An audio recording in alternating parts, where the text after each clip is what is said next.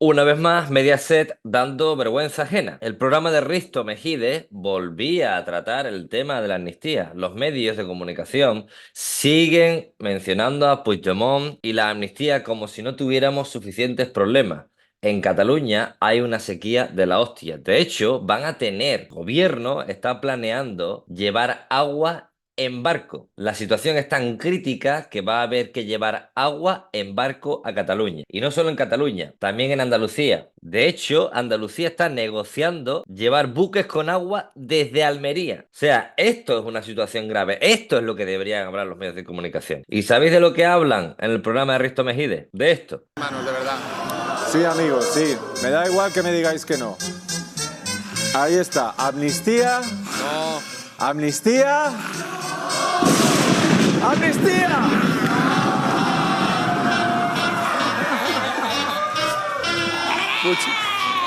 ¡Nazdrovia!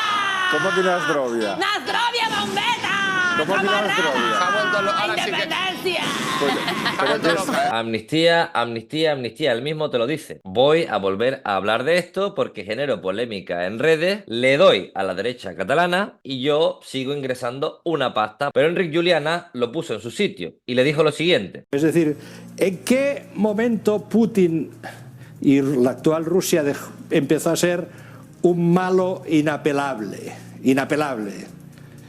No lo sé, sería interesante saber esta fecha, porque fijaos bien, ha habido políticos españoles que han mantenido una relación fluida con Putin en años anteriores. Por ejemplo, José María Aznar, que visitó a Putin en el Kremlin cuando Aznar ya no era presidente del gobierno en al menos 3 ocasiones.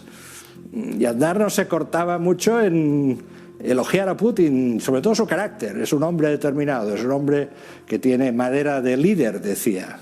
Se puede hacer negocios con él, afirmó en un momento determinado. Yo supongo que esto sería en el momento en que Putin no era tan malote como ahora.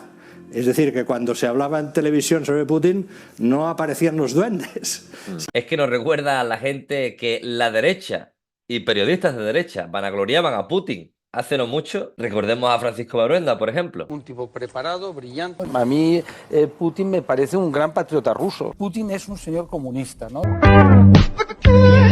Pero es que esto de intentar relacionar a Putin con el adversario político ya lo lleva haciendo Todo es Mentira mucho tiempo. Recordemos cuando habría un programa diciendo aquello de los tentáculos de Putin en España. Antes, en esta sección de análisis de medios, hoy no podíamos dejar pasar la pieza de 25 minutazos que Risto Mejide dedicó ayer a intentar convencer a su audiencia de que tú, Pablo, eres un admirador de Putin. O sea, yo me he metido aquí a buscar el programa, ese del que hablaba Levin, y efectivamente son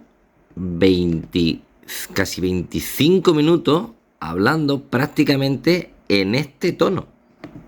Putin devuelve algo parecido a una dignidad nacional de Rusia.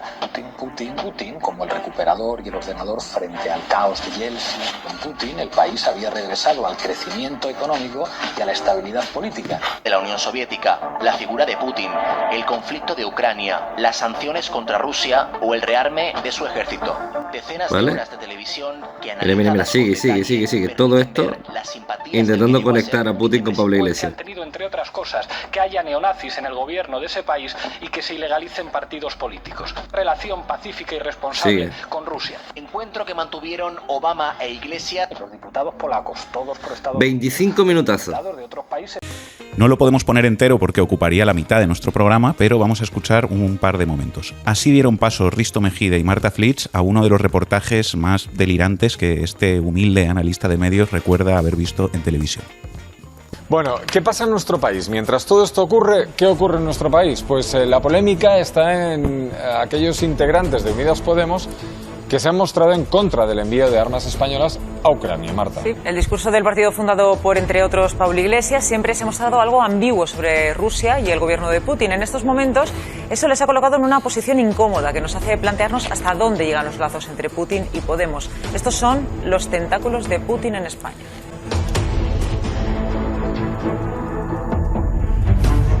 Hablamos de Rusia, hablamos de Putin. Los tentáculos de Putin en España, ¿cómo te quedas, Pablo?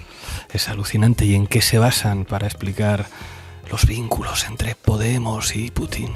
Pues se basan en que en varios programas de Fora Apache de hace años analizaste, cito literal, la caída de la URSS, la figura de Putin, el conflicto de Ucrania, las sanciones contra Rusia o el rearme de su ejército. Es evidente, alguien que analiza estas cosas solamente puede ser un agente del KGB.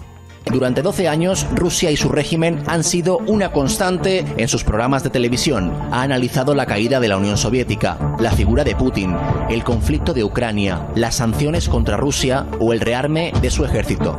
Decenas de horas de televisión que, analizadas con detalle, permiten ver las simpatías del que llegó a ser vicepresidente del gobierno español con el gigante ruso. Qué vergüenza, Pablo, hablar de historia, analizar todo esto con expertos. ¿Cómo se te ocurre? ¿A quién se le ocurre en lugar de hacer cosas como las que hace Risto? En fin, ante asuntos complejos, algunos tratamos de arrojar luz, otros prefieren ponerse unas gafas de sol. Yo entiendo que a Risto no le guste que se analicen las cosas con rigor, con datos y con especialistas en Rusia, en economía o en relaciones internacionales. Parece que lo que a él le gusta más es el sensacionalismo, los bulos y el amarillismo, y yo tengo que reconocer que en eso con Risto Mejide no se puede competir. Vamos a escuchar una de las profundas aportaciones que hizo Risto a ese debate que hicieron sobre esta pieza. Fíjate la cantidad de líderes, empezando por Pablo Iglesias, como hemos puesto el vídeo, pero obviamente y no Donald soy el único, que han estado validando a Putin desde hace y Donald Trump 20 años. 20 años blanqueando a Putin, Pablo. 20 años no es nada, como decía aquel tango. Un dato que le ha faltado mencionar a Risto es que yo hace 20 años, donde estaba es en la ciudad de Génova, manifestándome contra Putin y contra el resto de líderes de aquella cumbre del G8. Pero se ve que eso se le ha pasado decirlo a Risto, pero seguro que lo cuenta con Marta Flitsch en su próximo programa. Seguro que lo veremos en el próximo programa. Es interesante ver esta pieza, además de por lo que dice el guión y que hemos escuchado, por otros recursos un poco baratos que utilizan para inocular en la audiencia esa idea que quieren construir de que Iglesias y Podemos son los amigos de Putin en España. Básicamente lo que hacen es poner una música apocalíptica, mete una parecida a Lolo, meten una música apocalíptica, oscurecen el color de la pantalla y ponen muchos planos muy cortos de Iglesias. Putin. Así, entre la música mefistofélica, el color oscuro, los zooms en los gestos de Iglesias donde salga lo más feo posible y una edición del vídeo para que se repita muchas veces la palabra Putin sacada de contexto, pues con un poco de suerte con todo eso le metemos en la cabeza a la gente de forma, diría que casi subliminal, que Iglesias por la noche le reza a Vladimir Putin. Después se desmienta o no se desmienta, da igual. Lo importante es que la persona que está viendo el programa se le quede en la cabeza que hay algo entre Putin y Podemos. Ese es el fin. Cuando la verdadera relación que ha tenido Putin ha sido con el PP y con la derecha en este país. En el momento que invade Ucrania y se posiciona en contra de la OTAN, ahí es cuando intentan relacionar a Putin con Podemos. Aquí lo que debería estar tratándose en los medios de comunicación son los problemas realmente graves que le afectan a la clase trabajadora. De verdad. Sí, amigos, sí. Me da igual que me digáis que no. Ahí está. Amnistía. No. Amnistía. ¡Amnistía! Que los jóvenes no tenemos acceso a la vivienda, que tenemos una sequía que no está tratándose, que el gobierno no está interviniendo, que se está permitiendo, por ejemplo en el caso de Andalucía, que el mercado del aguacate y del mango arrase y se quede con cantidades ingentes de agua. El problema del libre mercado, que hay más de 100 desahucios diarios, que hay precariedad laboral. Eso es lo que le interesa a la gente. De eso debería hablarse, no de Puigdemont y de cuestiones banales. En fin, el periodismo en España.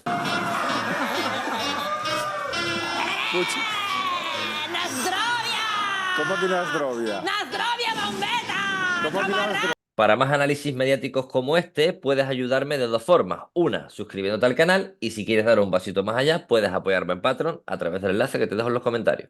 Que nos mientan en toda la cara sin ningún pudor. Te pone Iñaki, a ver, ¿me lo puedes leer si eres tan amable?